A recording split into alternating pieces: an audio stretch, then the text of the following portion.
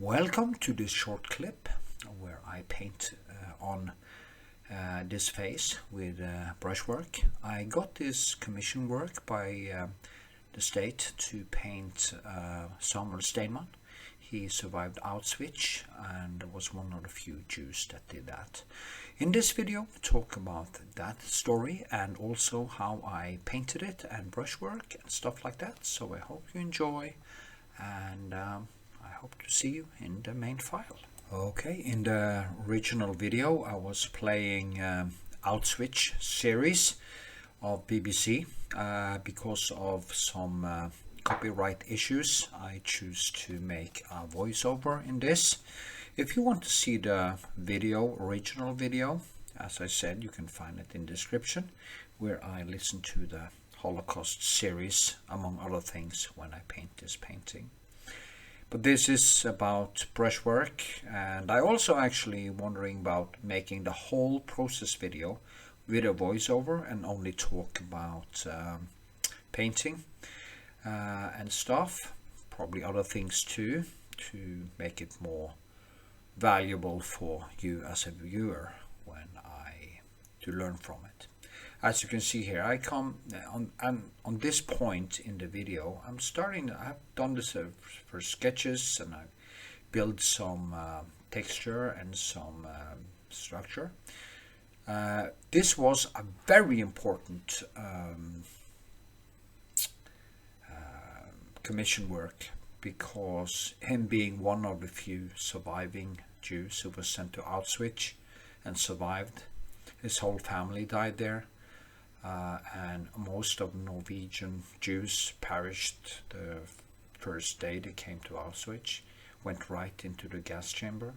A few survived, and some were worked to death and stuff. So it kind of made the whole thing way more important to meet a person who was actually there, who saw what happens. And he actually survived by in the end he survived by become wash in the hospital.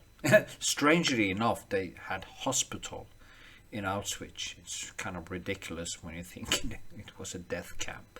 But he got sick and was sent to the hospital, and to avoid getting gassed, he just made himself get up from the bed, and he took a mop and he started to wash the floors. And when the Germans came and was going to select people to send to the gas chamber, he had made himself useful, and that was basically the way he survived, as he said himself. And you can see that because there's also a video on my YouTube channel where he talks about from the event. The Crown Prince of Norway was there, and the government and many people from the government. And he has this sit down, and there is a video of this sit down with him where he tells a story. It's in Norwegian, but there is English subtitles, so you can find it in description or after this video. And yeah. Anyway, as you can see here, I go very slowly. I was so scared of screwing up when I was painting this, because when you get to a point, you have to start choosing. I also had a deadline, so I needed to focus almost like I did with the roses in a way. I had to focus every brushwork, and I knew that if I screwed up, I had to probably let it dry and then do it over again. And the intensity of it was, of course, quite extreme, knowing that if I do some real mistakes here, I won't reach the deadline or be finished inside the deadline. So it was a real challenge. You can see what I do, I just try to observe, choose, wait, see, observe, gather information, and then make a choice. And that is what you have to do if you know you can't screw up. And it's so easy to screw up. If I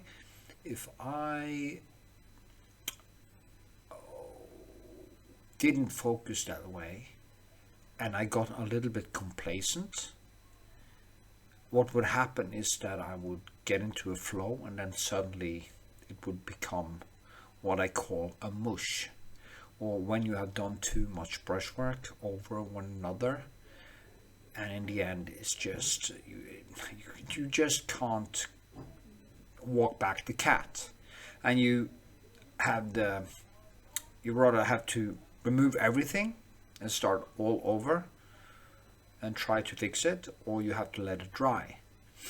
So that is also what I say. Try never to work under deadlines, because it's really hard. It's way harder than if you can actually have your own stuff and you can just keep painting. And when you have overworked it or tore down so much that you have to have another layer and let it dry, you have the time to do it. And this one, I just didn't have that luxury, but it also came out as one of my best paintings. If I should point to, people ask me what is my best paintings, and I think this would be one of my best paintings. And it's one of my best paintings because of how it turned out, the brushwork, the composition. You know, if you see the original file, you will see that there is a picture hanging on the wall, a black and white picture. And I actually found it in a container, and it was just a coincidence that it was on my wall. And exactly when I took the photo of him, there comes some sunbeam into the room, hitting that picture down in one of the corner, and it became so symbolic. And it's a coincidence. I didn't plan it. I thought it was good for the composition that that picture hung on the wall, because it can be good to have some object that kind of drives the attention of the room. But I didn't really think that it was his family, or was a symbol for his dead family or his gassed family.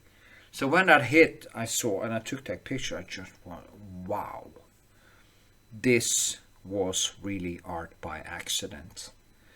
And I think sometimes that things like this happen. It has also happened before, but not in the amount like this one. I also had the pleasure of painting one of the most prominent freedom fighters, or the people who fought against the Germans during the Second World War. Gunnar Sønsteby, also called Chakan in Norway. He was a resistant fighter. So I also painted one of the few resistant fighters that was still alive in 2010. And this painting was done in 2014, and he sadly died the year after. In the event, he said something that really touched me. He said, when I look at the painting, I almost feel it was worth it. He was so happy for this painting, and it is now hanging in the Holocaust Museum in Oslo, Norway. So if you ever are in Norway, you can see this painting in the Holocaust Museum in Norway. And as I say, if you like to see the main video, you can do that. And yeah, here's also a short time lapse of the whole painting process, which appears now. You can see how I build it. As you can see, I start on this darkened canvas, and I just keep adding some building light. Sadly, some of the footage disappeared on a hard drive, so I don't have the whole process here.